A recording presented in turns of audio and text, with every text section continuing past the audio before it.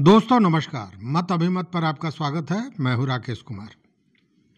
मित्रों, सक्षमता परीक्षा हुई थी और सक्षमता परीक्षा पास किए हुए शिक्षकों का काउंसलिंग और जो प्रमाण पत्रों का जांच था वो लगभग पूरा हो गया। देखिए, 1 अगस्त से 13 सितंबर तक जो ये जांच हुई उसमें लगभग 1,87,000 शिक्षकों ने भाग लिया, लेकिन इस दौरान भारी फर्जीवाड़ा भी सामने आया और इस फर्जीवाड़ा में लगभग 24,000 ऐसे शिक्षक हैं जिन पर गाज गिर सकती है। अब इसको लेकर क्या चीज़ें सामने हैं ये देखिए। और दूसरी बात आपको ये बता दूं कि अगर आप ये समझ रहे हैं कि ये जांच मुकम्मल हो गया तो मुकम्मल नहीं है, क्योंकि जो जानकारियां मिल रही हैं उसके अनुसार जो ये शिक्षकों का स्थानांतरण होना है, इस दौरान भी उनके योग्यता संबंधी कागजात, उनका फोटो, उनका निवास स्थान से जुड़ा हुआ प्रमाण पत्र, जाति प्रमाण पत्र और बायोमेट्रिक से उनका जो सत्यापन होता है वो आधार से उनका लिंक है कि नहीं तो आधार का सत्यापन, और उसके साथ ही उनका थंब इम्प्रेशन लिया जाएगा, उनका मिलान किया जाएगा और इन सारे चीज़ों को लेते हुए उनका सर्विस बुक बनेगा जो डिजिटल होगा। मतलब कि एक बार फिर वो जांच प्रक्रिया होनी है, क्योंकि सारे जब कागजातों का मिलान होगा तो वो जांच ही हुआ ना, वो तो कुछ और हुआ नहीं। तो ये होना है। लेकिन वो कौन से शिक्षक हैं जिनके नौकरी पर खतरा नजर आ रहा है, जरा उसको भी समझते हैं। देखिए, जो जांच हुआ था इसमें लगभग 4,000 शिक्षकों पर तो फर्जीवाड़ा लगभग साबित हो चुका है। और आपको हम बता दें कि ये जो सारे शिक्षक हैं उनमें मामला क्या है ये भी समझने वाली है। इसमें मामला यह है कि STET परीक्षा का जो अंक पत्र है, जो निर्धारित था कि कम से कम इतना अंक होना चाहिए, ये 4,000 शिक्षक ऐसे हैं जिनका वो अंक जो है वो निर्धारित जो अंक था उससे कम है। मतलब जो योग्यता के लिए निर्धारित अंक तय किया गया था STET परीक्षा का, उससे इनका जो अंक है वो कम है। ये प्रमाण पत्र के जांच से सामने आया है।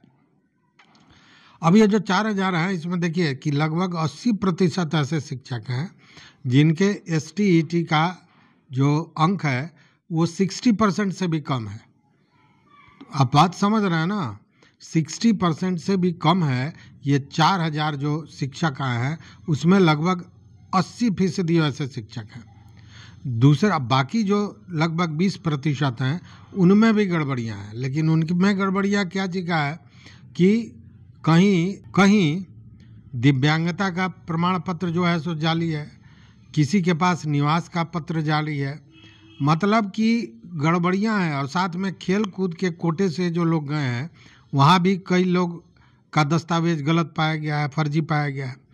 तो मिला जुला के एक बड़ी संख्या ऐसी है जिन पर गाज गिर सकती है। दूसरी बात की जो 24,000 हमने कहा, तो 24,000 ऐसे शिक्षक हैं जी जो कहीं ना कहीं शक के दायरे में हैं। इनके जो प्रमाण पत्र है इसका सत्यापन पुनः एक बार होगा, इसकी जांच होने वाली है और उम्मीद यह जताया जा रहा है कि नवंबर के बाद, मतलब छठ के बाद वो भी प्रक्रिया शुरू हो जाएगी। और इन लोगों में क्या हुआ है तो प्रमाण पत्र फर्जी पाया गया है।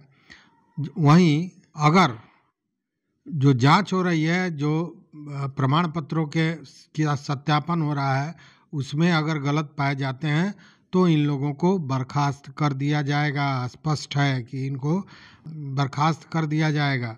प्रथम चरण का सत्यापन हुआ था, जांच हुआ था, उसमें लगभग 96 शिक्षक ऐसे पकड़े गए थे जिन्होंने फर्जी दस्तावेज लगाया था और उन पर कार्रवाई भी हो चुकी है। आप ये भी जानते हैं, बजाबते कानूनी कार्रवाई के जद में वो सारे लोग हैं।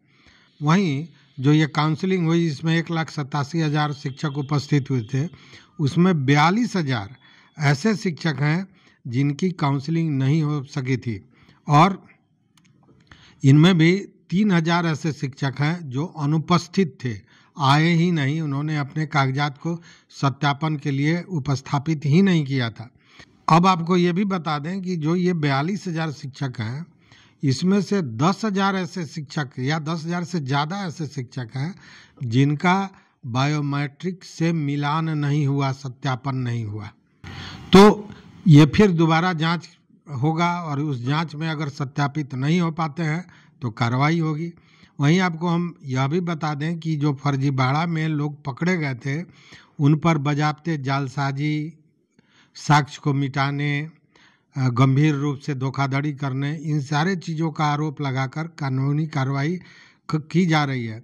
केवल सीतामढ़ी में ऐसे 7 शिक्षक मिले थे। और वहीं बहुत से ऐसे प्रमाण पत्र हैं जिनके सत्यता के लिए, सत्यापन के लिए विभिन्न विश्वविद्यालयों में भेजा गया है।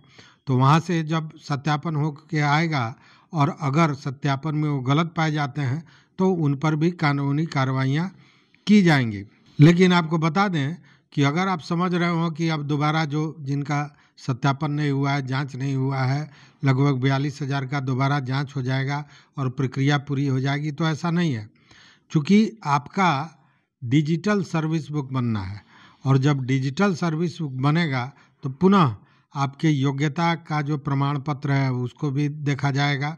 साथ ही जाति प्रमाण पत्र है, निवास प्रमाण पत्र है, बायोमेट्रिक्स से सत्यापित किया जाएगा, आधार से सत्यापित किया जाएगा। और ये जब सारी चीज़ें मुकम्मल हो जाएंगी, सब पूरी हो जाएंगी, तब इन सारे चीज़ों को डालते हुए, इन सारे चीज़ों का समावेश करते हुए डिजिटल सर्विस बुक बनाया जाएगा। तो कहने का मतलब यह है कि छठ सामने है तो छठ की आपको बधाइयाँ। लेकिन जो लोग फर्जी प्रमाण पत्र, देखिए जांच में पकड़े जाते हैं नहीं पकड़े जाते हैं तो बात की बात है, लेकिन जिन्होंने फर्जीवाड़ा किया है वो खुद तो जानते ही हैं कि उन्होंने फर्जीवाड़ा किया है, तो वो संभल जाएं, क्योंकि अब कानूनी जो जद है उसमें उनको आना ही पड़ेगा, दूसरा कोई उपाय नहीं है। तो इस वीडियो में बस इतना ही। देखते रहिए मत अभिमत। मित्रों, चैनल पर नए हो सब्सक्राइब कीजिए, लाइक कीजिए, दोस्तों के साथ शेयर कीजिए और अपना विचार जरूर दीजिए। बहुत बहुत धन्यवाद मित्रों, बहुत बहुत धन्यवाद।